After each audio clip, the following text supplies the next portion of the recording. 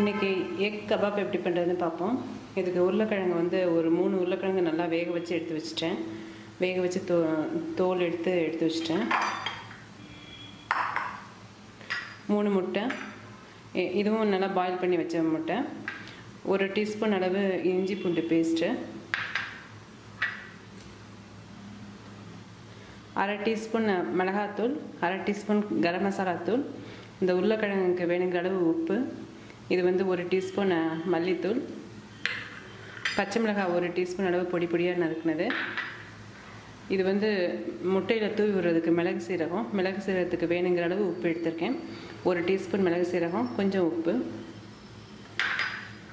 மல்லி. நீங்கள் கபாப்பை வந்து எண்ணெயில் போடுறதுக்கு முன்னாடி பரட்டி எடுக்கிறதுக்கு கார்ன்ஃப்ளேக்ஸ் வேணாலும் எடுத்துக்கலாம், பிரெட் க்ரம்ஸ் வேணாலும் எடுத்துக்கலாம். கார்ன்ஃப்ளேக்ஸ் எடுத்துக்கிட்டிங்கன்னா வேகமாக எண்ணெயில் கருகாது, அதுக்காக நான் அதை எடுத்திருக்கேன். நல்லா மொறுமொறுன்னு இருக்கும், அதுக்காக அதை எடுத்திருக்கேன். இதை மிக்சியில் அரைச்சிக்கலாம். நைஸாக மாவு மாதிரி அரைக்காமல் கொஞ்சம் பெருன்னு அரைச்சிக்கலாம்.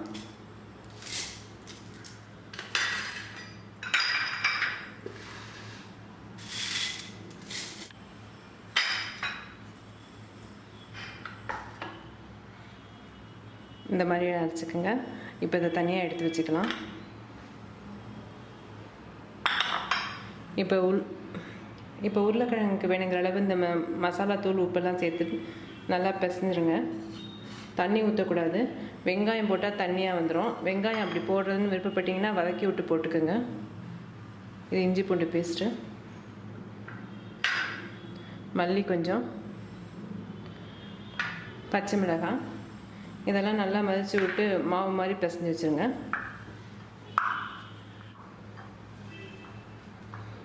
இப்போ இந்த மாதிரி பிசைஞ்சு வச்சுருங்க. இப்போ முட்டையெல்லாம் 4 நாளாக கட் பண்ணி வச்சுட்டேன். இந்த மிளகு சீரகத்தையும் உப்பையும் நல்லா மிக்ஸ் பண்ணிடுங்க. முட்டை மேலே தூவிக்கங்க.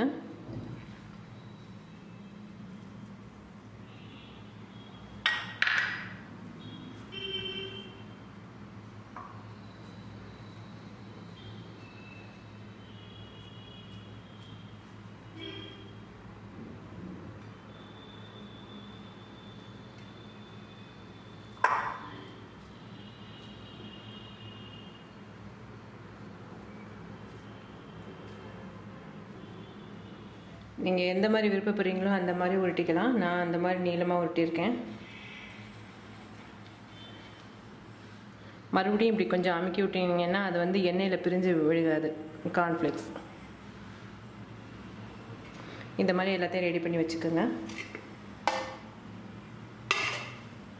இப்போ நான் ஷாலோ ஃப்ரை தான் பண்ண போகிறேன். நீங்கள் டீப் ஃப்ரை வேணாலும் பண்ணிடலாம். இந்த மாதிரி ரெடி பண்ணி வச்சுட்டு அப்புறம் எண்ணெயை காய வைங்க. 4 டேபிள் ஸ்பூன் எண்ணெய் ஊற்றிருக்கேன். எண்ணெய் நல்லா காஞ்சிருச்சுன்னா அடுப்பை குறைய வச்சுருங்க, இல்லாட்டி உடனே கருகிடும்.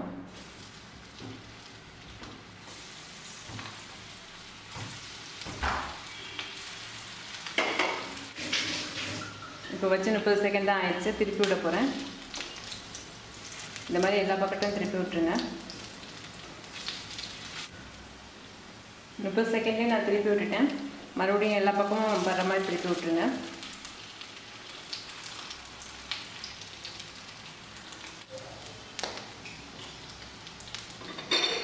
இந்த மாதிரி நல்லா வறுபட்டு வந்த கலர் மாறினதுக்கப்புறம் எடுத்துருங்க.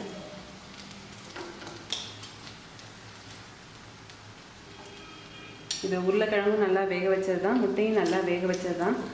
அதனால் ரொம்ப நேரம் எண்ணெயில் வேக வேண்டி வராது, உடனே இது வறுபட்டுரும்.